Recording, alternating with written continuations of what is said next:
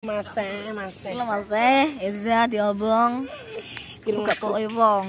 Grup Setiati Terati. Assalamualaikum warahmatullahi wabarakatuh. Salam persaudaraan.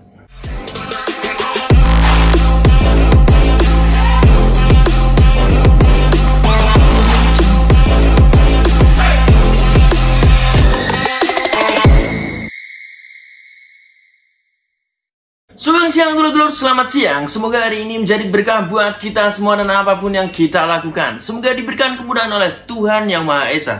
Pada siang hari ini dulur-dulur, kembali ke segmen sharing bersama Bima ANF. Dan kali ini Bima ANF ingin mengajak dulur-dulur semua untuk membahas sebuah kejadian yang di sini diakibatkan oleh para gerombolan bocil ya dulur-dulur. Jadi di sini kenapa kita sebutkan seperti itu dulur-dulur?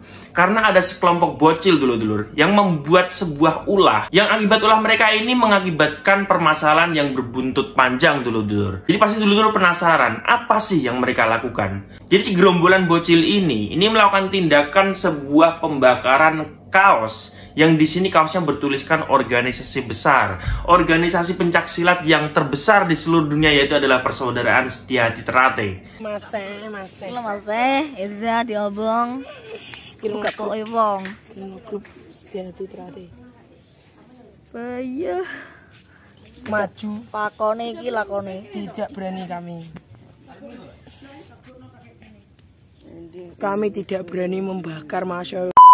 Di sini pasti dulur-dulur semua bertanya-tanya juga seperti saya dulur-dulur. Siapa sih yang mengajari mereka ini kan? Siapa sih provokator atau oknum yang mempelopori kejadian ini? Tidak mungkin bocil-bocil ini memiliki pemikiran sebegitu jauhnya untuk melakukan proses pembakaran kaos yang bertuliskan PSHT ini dulur-dulur. Tapi kalau saya pribadi menganalisa kejadian ini dulur-dulur, ini sebenarnya tidak ada provokator atau oknum yang mempelopori kejadian ini. Karena di zaman sekarang ini, dengan sosial media saja, banyak sekali oknum-oknum yang di sini bisa dibilang usianya belum cukup umur. Dia termotivasi dari kelakuan para seniornya. Karena seniornya mungkin melakukan tindakan yang rasis-rasis. Akhirnya mereka pun juga mengikuti tindakan dari para seniornya ini. Wah, kelihatannya keren nih ngebakar kaos PSHT. Pasti kita terkenal. Yang mereka tidak tahu terkenalnya mereka ini akan terkenal seperti apa ya kan. Jadi mungkin tidak perlu panjang lebar lagi dulu-dulu pembahasan kita mengenai video atau kejadian ini. Karena info yang kita dapat, segerombolan bocil-bocil ini sudah ditindaklanjuti oleh pihak kepolisian.